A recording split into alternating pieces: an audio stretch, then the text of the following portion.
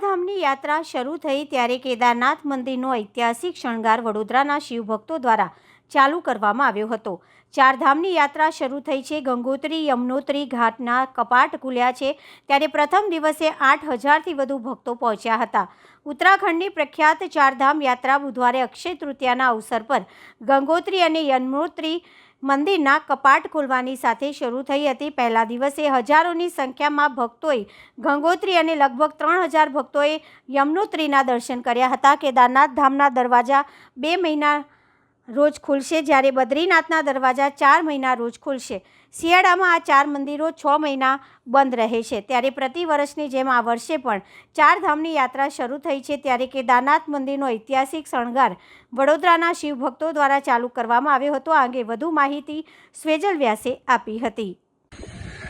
તમારું નામ શું છે અને તમે ક્યાંથી આવ્યા છો અને કેવી રીતે તમારો અનુભવ રહ્યો? મારું નામ આશા ચૌહાણ છે। હું વડોદરાથી આવી છું શિવજી કી યાત્રામાં સેવા કરવા માટે અને અહીંયા ખૂબ જ સારી વ્યવસ્થા છે। સ્વેજલભાઈ દ્વારા ખૂબ જ સરસ વ્યવસ્થા કરવામાં આવી હતી। અમે આવ્યા ત્યારે ફ્લાઇટમાં આવ્યા અને અહીંયા રોકાવાની પણ બહુ જ સરસ વ્યવસ્થા, જમવાની, રહેવાની, ખાવાની, પીવાની બધી જ સરસ વ્યવસ્થા છે અને મંદિર શણગારનો જે અમને લાવો મળ્યો છે એ અમે જિંદગીભર નહીં ભૂલીએ। મંદિરને જોતા જ અમને આંખમાં આંસુ આવી ગયા હતા એટલે અમે તો નક્કી કર્યું હતું કે અમારે સેવા કરવી જ છે અને ખરેખર એમના થ્રુ અમને એટલું આ સરસ સૌભાગ્ય મળ્યું છે કે કદાચ હવે અમારી લાઈફની સૌથી સરસ યાત્રા થઈ ગઈ છે। આ થેન્ક યુ।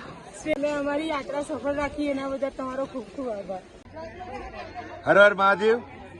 વડોદરાથી શિવજી કી યાત્રાના માધ્યમથી તમામ શિવ ભક્તો આજે કેદારનાથ બાબાના કપાટ જ્યારે ખુલવાના છે એના 1 દિવસ પહેલા મંદિર પર 2 દિવસ પહેલા અહીં પહોંચી ગયા છે। મંદિરનો ભવ્યથી ભવ્ય અને ઐતિહાસિક શણગારની શરૂઆત થઈ ગઈ છે। આજે તમામ ભક્તો પોતાની એડી ચોટીની તાકાત લગાવી રહ્યા છે। વાતાવરણ ખરાબ છે અહીંયા આ વખતે કેદારનાથ આવું પણ દરેક લોકોને મોંઘું પણ પડવાનું છે, અઘરું પણ પડવાનું છે કારણ કે આ વખતે ઘોડાઓનો ચેપી રોગ કઈ થયો છે જેના કારણે જે ઘોડા આપણને દર વર્ષે મળી જાય છે એ આ વખતે 4,000, 5,000, 5,000 આપ્યા છતાંય નથી મળતા। આ તમામ ફૂલ માણસો દ્વારા ઉચકીને છેક નીચે ગૌરીકુંડથી ઉપર લાવવામાં આવ્યા છે। 180થી પણ વધારે માણસો પોતે માથા પર ઉચકીને આ ફૂલ આપણા સુધી અહીંયા મંદિર સુધી પહોંચાડ્યા છે। ઘણું મોંઘું આ વખતે કેદારનાથ થશે કારણ કે ઉપર પહોંચાડવા માટેનું અનાજ, ખાવાનું, આ તે દરેક વસ્તુમાં ઘોડા ના હોવાની ઇફેક્ટ પડવાની છે। એટલે આવતીકાલે જ્યારે કેદારનાથ બાપા અહીંયા આપણા મંદિર પર એમની પાલખી પધારશે તે પહેલા સંપૂર્ણ મંદિરનું ઐતિહાસિક શણગાર થશે।